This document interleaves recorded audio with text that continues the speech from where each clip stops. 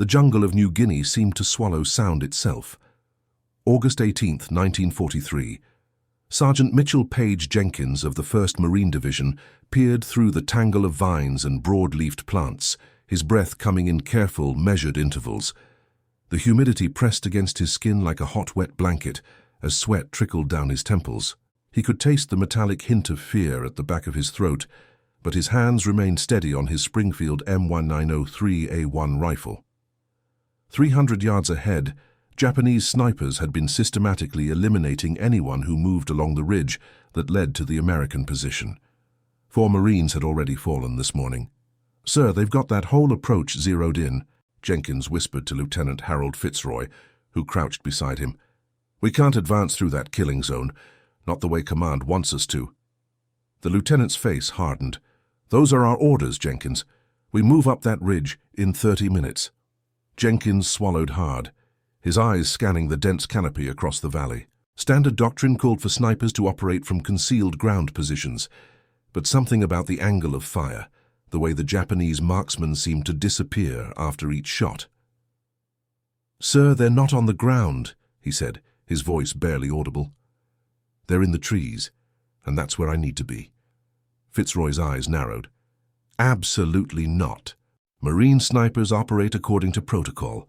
We don't climb trees like damn monkeys." Jenkins felt the weight of his decision pressing against his chest harder than his gear. "With respect, sir, if we go up that ridge according to protocol, we'll all be dead by sundown." Before Fitzroy could respond, Jenkins had already begun moving away, heading toward a massive banyan tree that soared nearly 100 feet into the canopy. "Jenkins," Fitzroy hissed, "that's a direct order. You get back here now." But Sergeant Mitchell Page Jenkins was already disappearing into the foliage, his rifle slung across his back. As he began to climb, his mind flashed to the firing platforms he'd built as a boy hunting squirrels in rural Mississippi. The memory steadied him as he ascended higher, knowing that his career and the lives of his fellow Marines now hung in the balance of his unauthorized ascent. No one in the 1st Marine Division knew that one man's defiance that morning would rewrite battlefield history and save dozens of American lives in the brutal campaign for New Guinea. Mitchell Page Jenkins was born on June 30, 1921, in the small town of Greenwood, Mississippi, the 3rd son of sharecroppers who worked the cotton fields owned by the Patterson family. From an early age, Mitchell's father, Abraham Jenkins, had taught him to hunt to supplement the family's meager dinner table. By the time he was 10 years old, young Mitchell could hit a squirrel at 50 yards with his father's old .22 rifle. "Ain't about having the fanciest gun," his father would say. "It's about knowing where to be and when to be still." Those lessons had crystallized during long days when Mitchell would construct small platforms in the trees, sometimes 15 or 20 feet off the ground, where he'd wait patiently for game to pass below. His older brothers preferred hunting from the ground, but Mitchell found that the elevation gave him a distinct advantage, both in terms of visibility and in keeping his scent above the animals.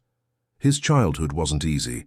The Jenkins family faced not only the grinding poverty of Depression-era Mississippi, but also the harsh realities of racial segregation in the Deep South. School was a luxury that Mitchell could only attend sporadically between harvest seasons, but he devoured books whenever he could get his hands on them, particularly anything about mechanics or engineering.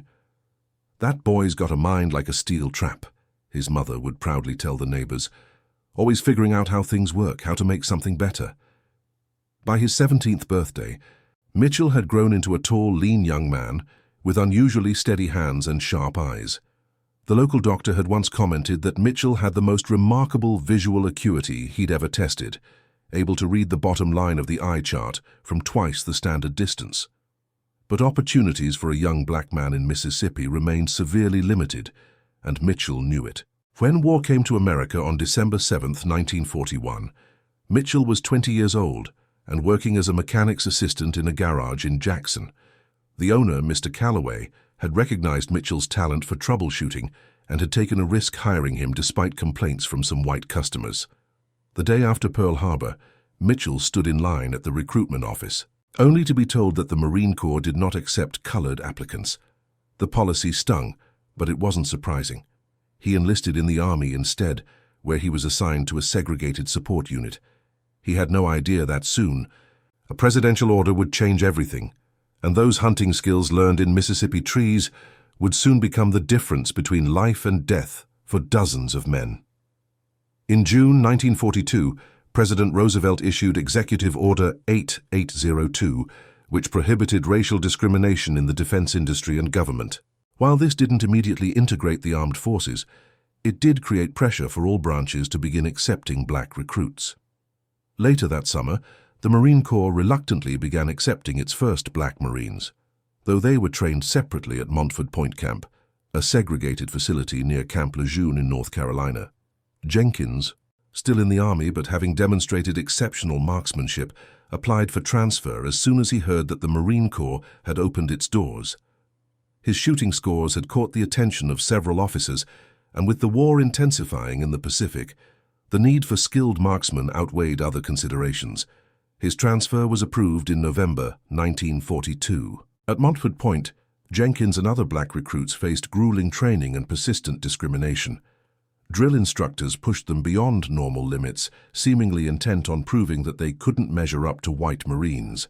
Facilities were substandard, and liberty restrictions were more severe than for white trainees at nearby Camp Lejeune.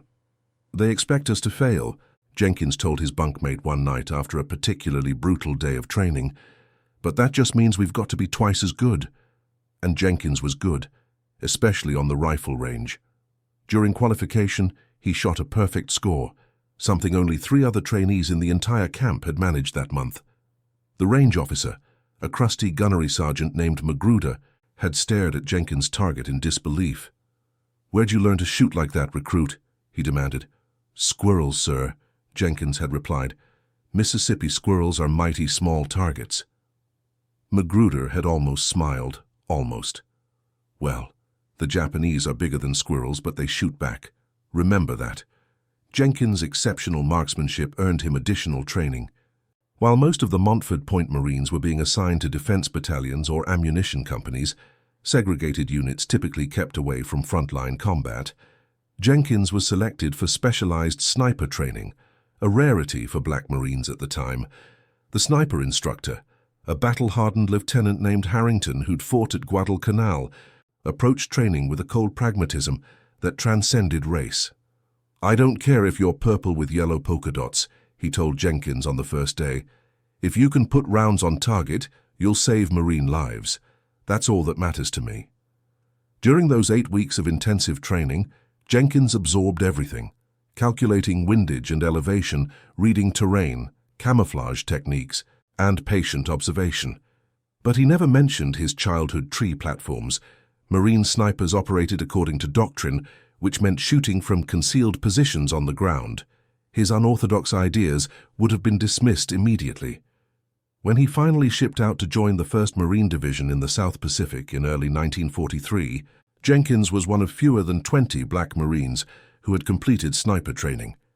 He had earned his sergeant's stripes, but he knew that in the eyes of many, he still had something to prove.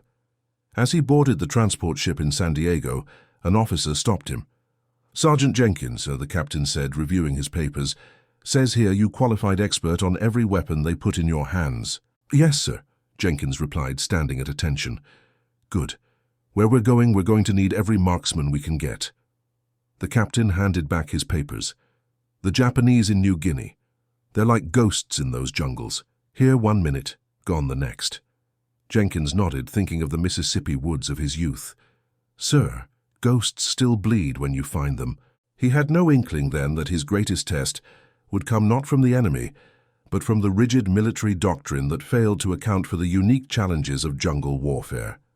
Nor could he have known that soon, those skills honed hunting from treetops would be all that stood between life and annihilation for his fellow Marines. By mid-1943, the Pacific War had reached a critical juncture. The strategic island-hopping campaign designed to push toward Japan had brought Allied forces to New Guinea, a massive island just north of Australia. Its dense jungles, sweltering climate, and mountainous terrain made it one of the most challenging battlefields of the war. Disease claimed almost as many casualties as enemy fire, with malaria, dengue fever, and dysentery sweeping through units with devastating effect. The Japanese had built extensive defensive positions throughout the island, particularly around key airfields and harbors. Unlike the open beaches of some Pacific islands, New Guinea's thick jungle canopy provided perfect cover for snipers and hidden machine gun nests. Conventional tactics often proved ineffective in this environment, where visibility rarely extended beyond 50 yards, and maps were woefully inadequate for the complex terrain.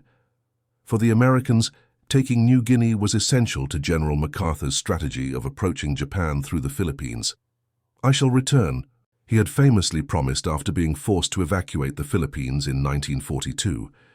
New Guinea was a critical stepping stone toward fulfilling that promise. The 1st Marine Division had already earned legendary status after their brutal fight on Guadalcanal, but New Guinea presented entirely different challenges. The division landed along the northeastern coast in July 1943, tasked with securing strategic points that would allow further advances toward Japanese strongholds. Intelligence reports indicated that the Japanese 28th Infantry Division had fortified a series of ridges overlooking the coastal approaches. These veteran Japanese troops had been fighting in jungle conditions for years and had perfected the art of camouflage and ambush. They were dug in, determined, and dangerous, especially their snipers, who had developed tactics specifically adapted to the jungle environment. What American commanders failed to fully appreciate was how the Japanese snipers had adapted to jungle fighting. Standard American doctrine, taught in every sniper school, emphasized concealed ground positions with good fields of fire. But the dense undergrowth of New Guinea limited visibility from the ground, forcing adaptations that weren't in any field manual.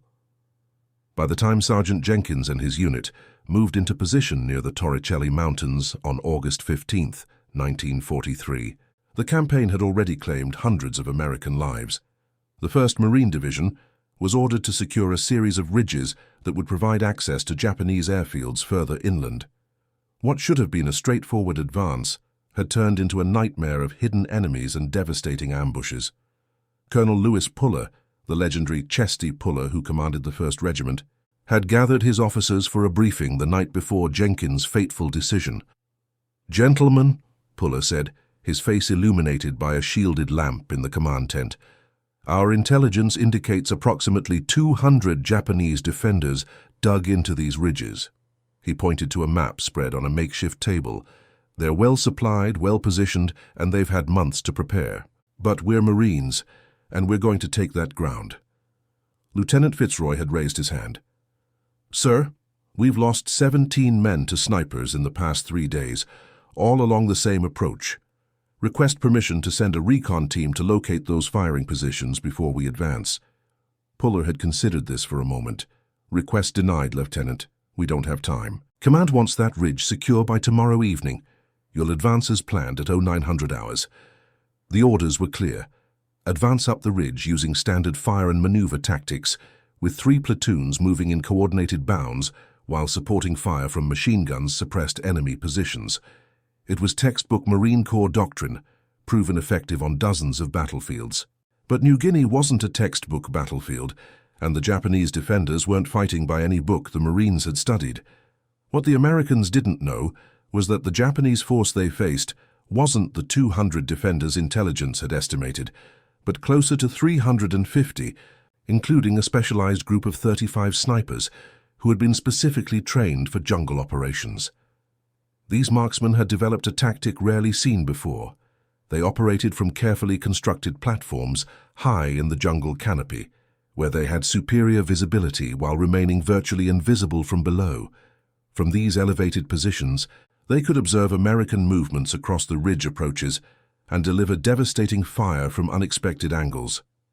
Conventional counter-sniper tactics were useless against an enemy no one thought to look for in the treetops. The night before the planned assault, Jenkins had listened intently as Lieutenant Fitzroy briefed the platoon on the next day's operation. "We move at 0900 hours. 3 squads advancing in sequence with covering fire from the 30th Machine Gun Company," Fitzroy explained, pointing to a rough sketch of the terrain. "Intelligence believes there are Japanese snipers in these areas." He circled several spots on the map. "Keep your eyes open and your heads down. Private First Class Ramon Diaz, a replacement who had joined the unit just 2 weeks earlier, raised his hand. "Sir, how are we supposed to spot snipers in this jungle? You can barely see 20 yards in any direction." "You don't spot them, Private," Fitzroy replied grimly. "You spot their muzzle flash if you're lucky. Otherwise, you just keep moving and trust your buddies on the flanks to get them before they get you."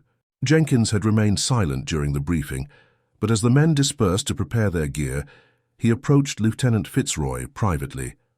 "Sir," he began carefully, "I've been studying the pattern of fire from those snipers. Something doesn't add up." Fitzroy looked up from his map. "What do you mean, Sergeant?" "The angles, sir. I've been watching where our men get hit. The rounds are coming in at a downward trajectory, steeper than you'd expect from someone firing from ground level, even accounting for the slope." The lieutenant frowned. "What are you suggesting?" "I think they're above us, sir.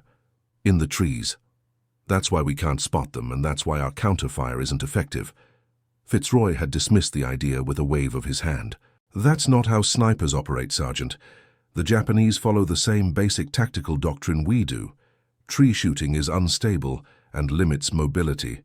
No trained marksman would choose that position." Jenkins wanted to argue, but knew it would be futile. Military doctrine was treated as gospel, and suggesting alternatives, especially coming from one of the few black non-commissioned officers in the division, would likely be seen as presumptuous. Instead, he had simply nodded. "Yes, sir. Just a thought." "Stick to the plan, Jenkins," Fitzroy had said. "We advance at 0900.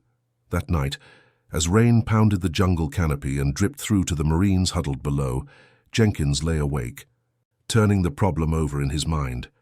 He thought of his childhood days in Mississippi, of the perfect stillness he'd achieved in his tree platforms, of the different perspective that height provided. By dawn, he had made his decision, though he knew it might cost him his stripes, or worse.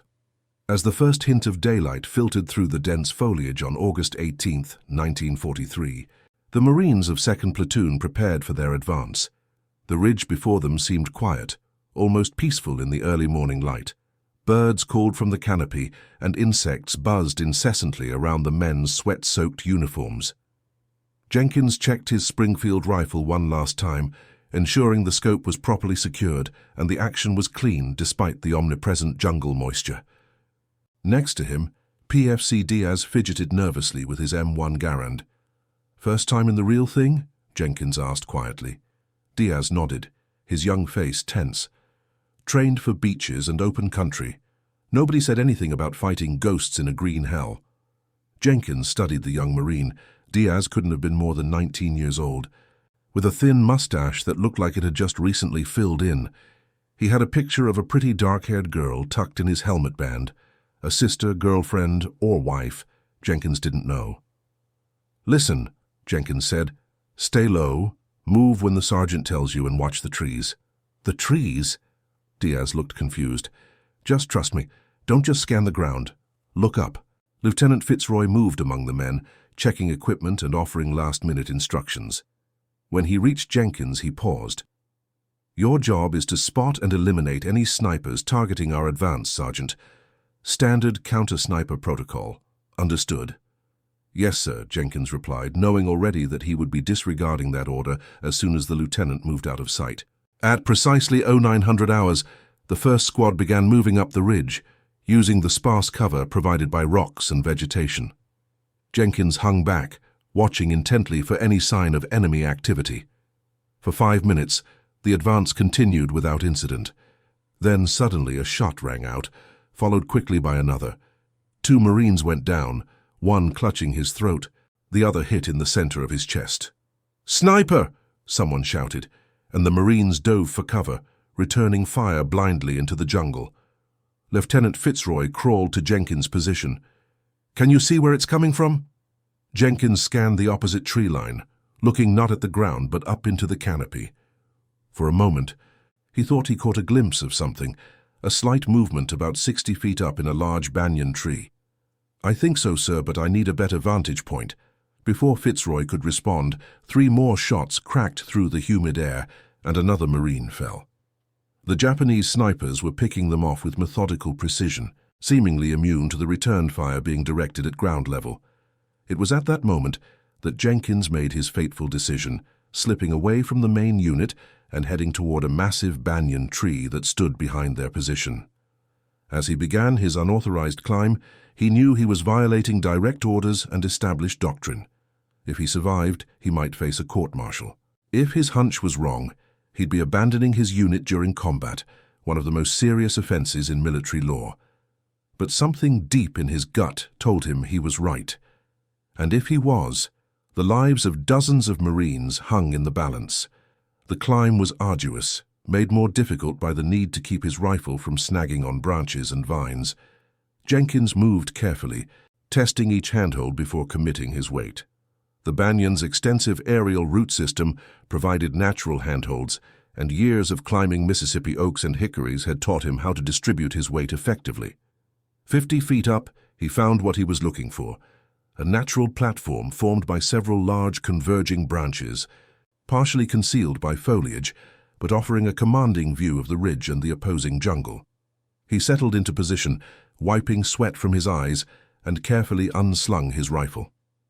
Through his scope, the battlefield took on an entirely different aspect. What had seemed like an impenetrable wall of vegetation from ground level now revealed subtle patterns and openings. Jenkins methodically scanned the canopy of the forest across the ridge, looking for any irregularity that might indicate a human presence.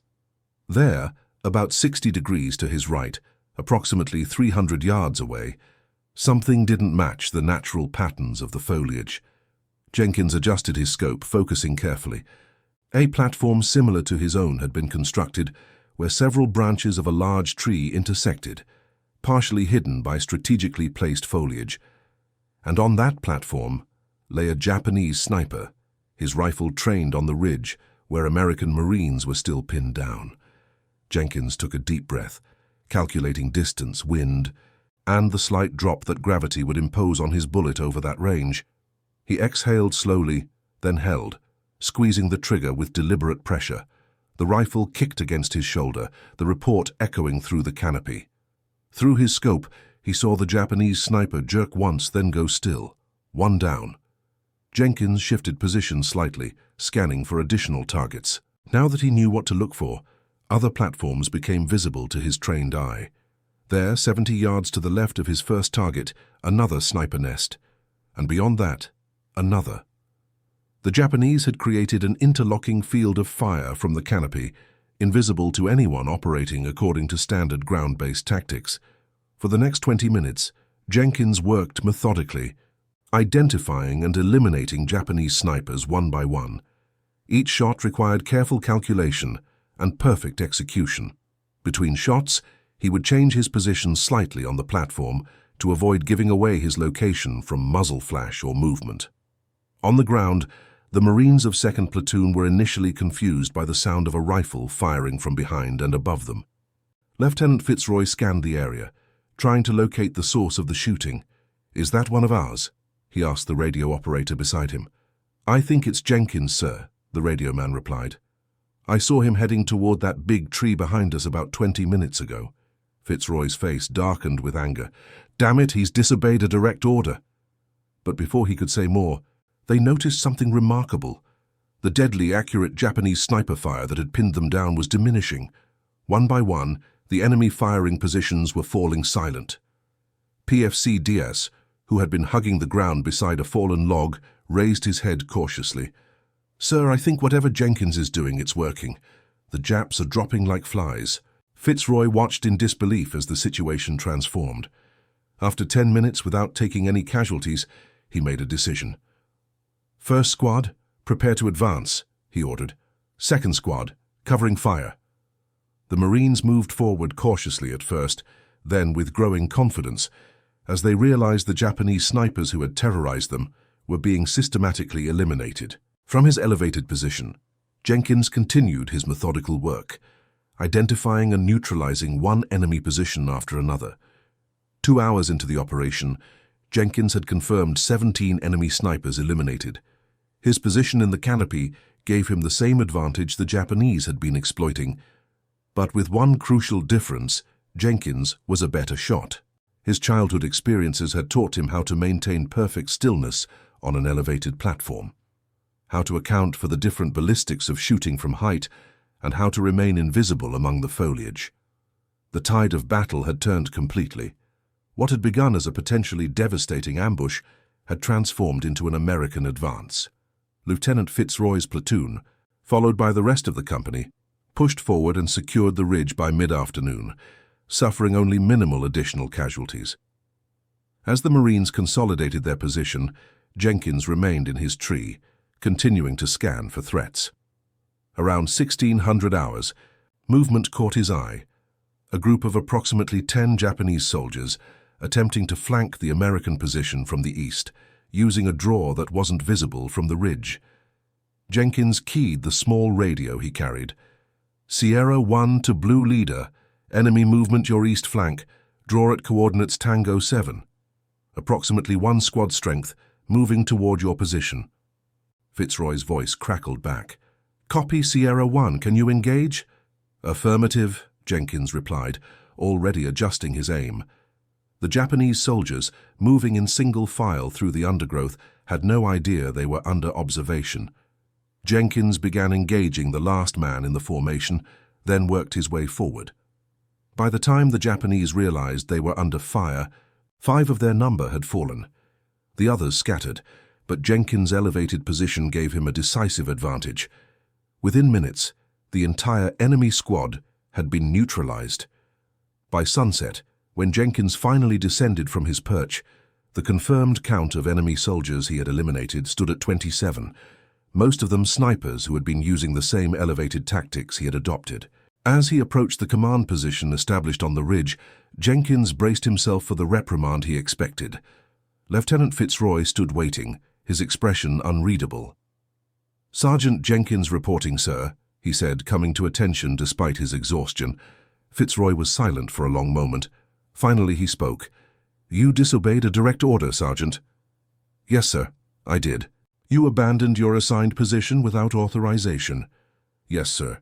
Fitzroy's stern expression suddenly broke into a tired smile. "And you saved this entire operation. 27 confirmed kills, Jenkins. The most effective counter-sniper action I've ever witnessed." Jenkins remained at attention, uncertain how to respond. "At ease, Sergeant," Fitzroy said.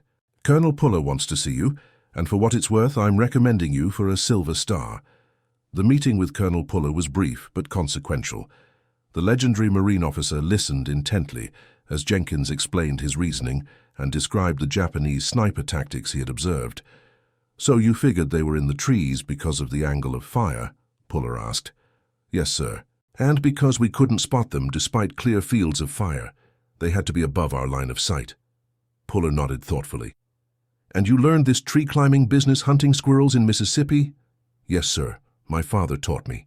Said if you want to hunt something that lives in the trees, sometimes you need to go where they are." "Simple wisdom," Puller remarked. "Sometimes the best tactical innovations come from outside the manual." He studied Jenkins for a moment. "You realize that technically I should have you court-martialed for disobeying a direct order in combat." "I understand that, sir." Puller waved a hand dismissively.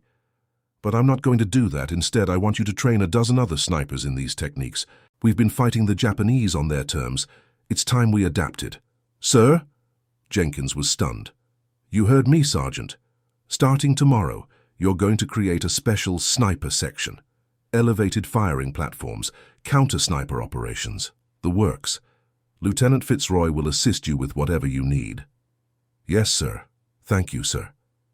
As Jenkins turned to leave, Puller added, "One more thing, Jenkins. Sir, the official report will state that you were operating under orders to test an experimental tactical approach. Understood?" Jenkins understood perfectly. The Marine Corps wasn't ready to officially acknowledge that a black sergeant had innovated a tactic that contradicted established doctrine. "Understood, sir." The ripple effects of Jenkins' actions spread quickly through the 1st Marine Division.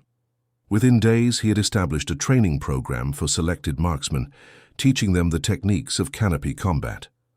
The tree-line snipers, as they became unofficially known, adopted Jenkins' methods with enthusiasm. PFC Diaz was among the first volunteers. "If Jenkins can do it, I can learn it," he told his buddies. "Man saved my life up there on that ridge." The impact on subsequent operations was dramatic. Japanese snipers, accustomed to operating with impunity from their elevated positions, suddenly found themselves vulnerable to American marksmen using the same tactics but with superior marksmanship. Casualty rates among advancing Marine units dropped significantly, and the psychological advantage shifted. A Japanese prisoner captured in late September 1943 revealed the impact on enemy morale. Through an interpreter, he explained, "We thought Americans could not see us in the trees. Then suddenly, our snipers began dying. We called it death from above." Many became afraid to use the platforms. By October, the Treetop Perch technique, as it was documented in unofficial field reports, had become standard procedure for Marine sniper operations in jungle environments. Jenkins continued to lead from the front, participating in operations throughout the New Guinea campaign and accumulating a total of 49 confirmed enemy eliminations, all from elevated positions. The official Marine Corps histories would later describe these tactics clinically: adapted firing positions to counter specific Japanese sniper deployments in arboreal settings. But the Marines who fought in those jungles knew the truth. It was Mitchell Jenkins, a black sergeant from Mississippi, who had changed the equation by daring to challenge doctrine when reality demanded it. Lieutenant Fitzroy, who had initially resisted Jenkins' approach, became one of his strongest advocates. In a letter to his wife dated November 12, 1943, he wrote, "We have a sergeant in our unit, a colored fellow named Jenkins, who has saved more Marine lives than anyone I've encountered in this war. He changed the way we fight in these jungles, climbing trees like he was born to it, teaching others to do the same. Without him, I doubt I'd be writing this letter now. Funny how the man I nearly court-martialed for disobedience has become someone I'd follow into hell itself." For Jenkins, the validation of his approach brought a quiet satisfaction. He wasn't seeking recognition. He was simply applying the practical knowledge his father had taught him years earlier in the woods of Mississippi. When a war correspondent tried to interview him about his innovations, Jenkins deflected. "Just doing what needed doing," he told the journalist. "Nothing special about climbing a tree if that's where you need to be." The war in the Pacific ground on. After New Guinea came campaigns in the Philippines, Peleliu, and ultimately Okinawa. Jenkins served through them all, his reputation growing among those who knew but remaining largely unrecognized in official records. His techniques, however, became standard training for Marine snipers operating in jungle environments. When the war ended in August 1945, Sergeant Mitchell Page Jenkins returned to Mississippi with a collection of medals, including the Silver Star, Bronze Star, and Purple Heart, but little public recognition. Like many black veterans, he found that the country he had fought for still denied him basic rights and opportunities. He used his GI Bill benefits to study mechanical engineering, eventually finding work with an automotive manufacturer in Detroit. He married Eloise Washington, a school teacher he had corresponded with during the war, and they raised 3 children in a modest home on Detroit's west side. Jenkins rarely spoke about the war. His oldest son, Abraham, named after Jenkins' father, later recalled, "Dad never talked about what he did in the Pacific. We knew he had medals in a box in his dresser drawer, but he never displayed them or bragged. It wasn't until his funeral that we heard from other Marines what he had really done." In military circles, however, Jenkins' innovation lived on. The Marine Corps Sniper School at Quantico incorporated elevated firing position techniques into its curriculum by the 1950s, though the origin of these tactics was attributed simply to Pacific theater experience.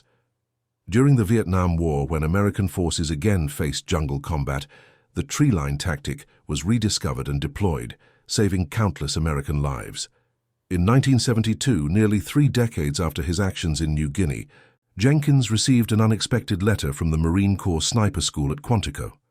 Lieutenant Colonel Robert Davidson, the commanding officer, had been researching the origins of elevated sniper tactics and had uncovered Jenkins' role. The letter read, in part, "Dear Mr. Jenkins, it has come to our attention through declassified action reports that you were the originator of what we now teach as elevated deployment tactics, to all our sniper students.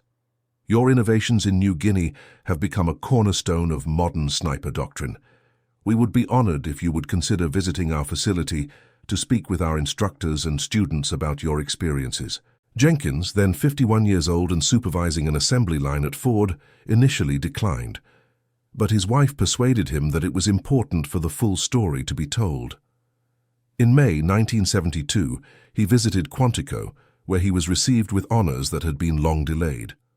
A young sniper instructor, after hearing Jenkins describe his improvised platform in the banyan tree, asked why he had risked his career by disobeying orders. Jenkins thought for a moment before answering, "Sometimes the rulebook doesn't match what's in front of your eyes. When that happens, you have to trust what you see, not what you've been told. The Japanese were killing my brothers from the trees, so that's where I needed to be to stop them." Mitchell Page Jenkins passed away in 1989 at the age of 68. His obituary in the Detroit Free Press made only passing mention of his military service, noting that he was a decorated Marine who served in the Pacific. Like so many of his generation, his extraordinary courage and innovation remained largely unheralded in public memory. But in the specialized world of military snipers, his legacy endured. Today, elevated firing positions are standard doctrine for sniper operations in wooded terrain worldwide. At the Marine Corps Sniper School, instructors still occasionally refer to certain techniques as the Jenkins position, though few now remember the origin of the name. In 2012, military historian Dr. Eleanor Westfield published Invisible Innovations, Forgotten Tactical Developments of World War II, which included a chapter on Jenkins and his tree platform techniques. Through interviews with surviving Marines who had served with him and a thorough review of after-action reports, Westfield pieced together the full story of how one man's willingness to challenge doctrine had changed the course of jungle warfare. What makes Jenkins' story so remarkable, Westfield wrote, is not just the effectiveness of his innovation, but the moral courage it required. Facing both the institutional resistance to new ideas and the racial barriers of his time, Jenkins chose to act on his conviction that there was a better way to protect his fellow Marines. In doing so, he demonstrated that true military genius often comes not from rigid adherence to doctrine, but from the ability to adapt when circumstances demand it. In a letter discovered among Jenkins' effects after his death, Lieutenant Fitzroy, who had maintained correspondence with him for decades after the war, perhaps summed it up best. "History may not remember what you did that day in New Guinea, Mitch, but those of us who were there will never forget. You taught us that sometimes courage means knowing when to break the rules, and that wisdom can come from unexpected places. I've often wondered how many young men came home to their families because you had the courage to climb that tree when everyone else said to stay on the ground." In the decades since World War II, the United States Marine Corps has evolved significantly in both tactics and composition. Racial integration of the armed forces, officially ordered by President Truman in 1948, gradually transformed the military from segregated units to a more unified fighting force. The contributions of black Marines like Mitchell Jenkins, once obscured by the prejudices of the time, have slowly gained recognition through the determined efforts of historians and fellow veterans. At the National Museum of the Marine Corps near Quantico, Virginia, a small display added in 2015 finally acknowledges the treetop tactics pioneered in the Pacific Campaign, with a photograph of Jenkins and a brief description of his innovation. It's a modest recognition for an action that saved dozens, perhaps hundreds, of American lives.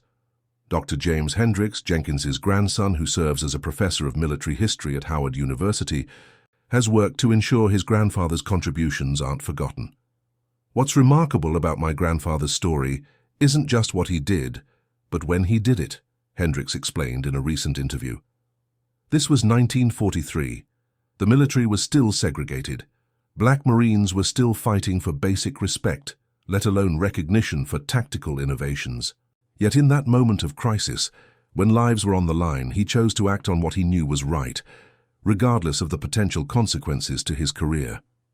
The Treetop Perch technique pioneered by Jenkins has evolved into what modern military doctrine calls elevated firing platform deployment, now a standard part of sniper training for jungle and forested environments.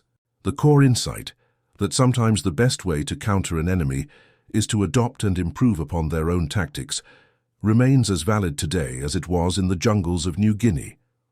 Former Master Sergeant Raymond Diaz, who passed away in 2010 at the age of 86, was perhaps the last surviving Marine who had trained directly under Jenkins in 1943. In an oral history recorded for the Veterans History Project in 2005, Diaz recalled the impact Jenkins had made on him as a young Marine. "I was just a scared 19-year-old kid from the Bronx," Diaz remembered. "Never seen jungle before, never been shot at. Jenkins took me under his wing, taught me how to move, how to see, how to stay alive. When he started climbing trees to get those Japanese snipers, we thought he was crazy. Then we saw it working and suddenly we all wanted to learn." Diaz paused, his eyes distant with memory. "You know what the ironic thing was? Back home, this black man from Mississippi couldn't drink from the same water fountain as me in some states. But out there in that green hell, he was the one teaching us how to survive. War has a way of stripping away the nonsense and showing what really matters." The tactical innovation Jenkins introduced emerged from a unique confluence of personal experience and battlefield necessity.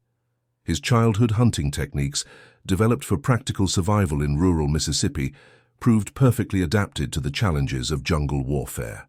It was a powerful reminder that effective military innovation doesn't always come from training manuals or established doctrine, but often from the diverse lived experiences that individual service members bring to the battlefield. Jenkins never sought recognition for his actions. In the few interviews he gave late in his life, he consistently emphasized that he was simply doing what needed to be done to protect his fellow Marines. "I didn't climb that tree to make history," he told a military historian in 1987, 2 years before his death. "I climbed it because that's where I could see the enemy." Sometimes the simplest solutions are the hardest to see when you're trained to look in only one direction. This perspective, the willingness to look beyond established doctrine when circumstances demand it, represents one of the most valuable lessons from Jenkins' story. Military organizations, with their necessary emphasis on discipline and standardized procedures, sometimes struggle to adapt quickly to unexpected challenges. It often falls to individual service members, drawing on their unique backgrounds and insights to bridge the gap between doctrine and reality. Colonel Marcus Harrison, a former sniper instructor at Quantico, who later researched Jenkins' techniques for modern applications, observed, "What Jenkins did wasn't just effective tactically. It represented a fundamentally different way of thinking about the problem. Instead of trying to fight the Japanese according to our doctrine, he recognized the value in their approach, then improved upon it using his own experience." That kind of adaptive thinking is what we try to cultivate in today's Marines. The 27 enemy marksmen Jenkins eliminated on August 18, 1943, represent only the most immediate impact of his innovation. The true measure of his contribution lies in the countless Marines whose lives were saved as his techniques spread throughout the Pacific theater. By the campaign's end, elevated sniper positions had become standard practice, dramatically reducing casualties from the hidden Japanese marksmen who had previously terrorized advancing troops. A declassified after-action report from the Philippines campaign in 1944 noted, "Implementation of elevated counter-sniper tactics has reduced casualties from enemy marksmen by an estimated 65% compared to previous operations." Though the report didn't mention Jenkins by name, it was his improvisation that had catalyzed this shift in approach.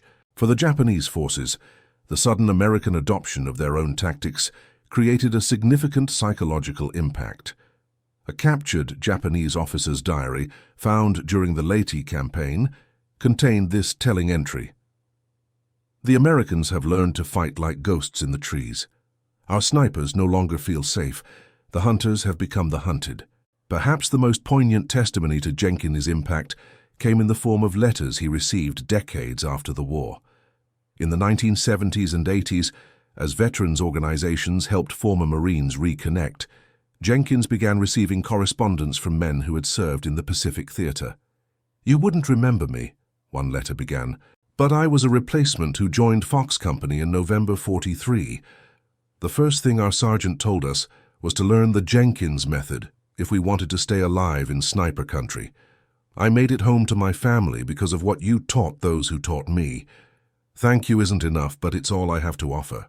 Another wrote simply, I have 3 children and 7 grandchildren who wouldn't exist if not for what you did in those jungles. God bless you, Sergeant Jenkins. These personal acknowledgements meant more to Jenkins than any official recognition. As his wife Eloise later recalled, those letters would make him cry. Mitchell wasn't a man who cried easily, but hearing from those boys, men by then with grown children of their own, it touched something deep in him. In his final years, Jenkins occasionally spoke to school groups in Detroit about his wartime experiences, though he always downplayed his own role. He emphasized instead the importance of thinking independently and having the courage to act on one's convictions, even when they ran counter to established authority. Sometimes the right thing to do isn't the thing you're told to do, he would tell the students. You have to look with your own eyes and think with your own mind. That's true whether you're in a war or just living your everyday life. When Mitchell Page Jenkins was laid to rest with military honors at Great Lakes National Cemetery in Holly, Michigan in 1989, his funeral was attended not only by family and local friends, but by several aging Marines who had traveled from across the country to pay their respects. Among them was former Lieutenant Harold Fitzroy, then in his 70s, who placed his own silver star on Jenkins' casket. He earned this more than I ever did, Fitzroy told Jenkins' widow. I just followed the rule book. Mitch had the courage to write a new one when it mattered most. The story of Sergeant Mitchell Page Jenkins and his Treetop Perch innovation illustrates a timeless truth about warfare and human ingenuity. In the chaos and complexity of combat, victory often depends not on rigid adherence to established doctrine, but on the ability to adapt, innovate, and apply unique personal insights to unprecedented challenges. It also highlights a more uncomfortable truth about American history, that the contributions of black service members have frequently been overlooked or deliberately obscured, their innovations attributed to the institutional military rather than to the individuals who conceived them. The gradual recognition of Jenkins' role in developing elevated sniper tactics represents a small but meaningful correction to this historical pattern. Today, Marine snipers training at Quantico still learn to establish firing positions in elevated locations when operating in forested environments. The technical details have evolved with modern equipment and understanding, but the fundamental insight that sometimes you need to meet the enemy on their own terms, then do it better, remains unchanged since that humid August day in 1943 when a young sergeant from Mississippi decided to climb a tree. For modern military leaders, Jenkins' story offers a valuable lesson about the importance of cultivating and listening to diverse perspectives within the ranks. His unique contribution emerged directly from his pre-military experiences that differed significantly from those of the officers who had written the tactical doctrines of the time. This suggests that military effectiveness is enhanced not by enforcing uniformity of thought, but by creating space for varied backgrounds and approaches to inform collective problem-solving. Dr. Eleanor Westfield, in the conclusion to her chapter on Jenkins, observed, "What makes innovation possible in military organizations is not just technical knowledge or tactical doctrine, but the lived experiences that service members bring from their civilian lives." Jenkins' hunting techniques, developed out of necessity in rural Mississippi, proved perfectly adapted to the challenges of jungle warfare. This reminds us that diversity of experience is not just a social good, but a tactical advantage. In 2017, nearly 74 years after Jenkins' actions in New Guinea, the Marine Corps Sniper School officially named its Advanced Elevated Position course the Jenkins Protocol in belated recognition of his contribution. A small plaque at the training facility bears his photograph and a simple inscription, Sergeant Mitchell P. Jenkins, Innovation Born of Necessity, August 18, 1943. It's a modest memorial for an action that saved countless lives and influenced military doctrine for generations. But perhaps it's fitting for a man who never sought recognition, who simply saw what needed to be done and did it, regardless of the rules or potential consequences. The jungles of New Guinea have long since reclaimed the ridges where Jenkins and his fellow Marines fought. The massive banyan tree that provided his first elevated firing platform has likely fallen and returned to the earth. But the ripple effects of that single decision, to climb when others stayed grounded, to adapt when others adhered to doctrine, continue to influence military tactics and training to this day. As we reflect on Jenkins' story, we might ask ourselves, would we have had the courage to break the rules when lives depended on it? Would we have recognized the value in an approach that contradicted everything we had been taught? And would we have had the humility to learn from an enemy's tactics rather than dismissing them out of hand? These questions remain relevant for military leaders today. As forces around the world continue to adapt to unconventional threats and unprecedented challenges, the capacity to innovate under pressure, to see beyond established doctrine when circumstances demand it, may be the most valuable legacy of Sergeant Mitchell Page Jenkins and his Treetop Perch that transformed jungle warfare in the Pacific. The story of this one black Marine sniper from Mississippi reminds us that sometimes the most effective solution comes not from following the established path, but from having the courage to forge a new one.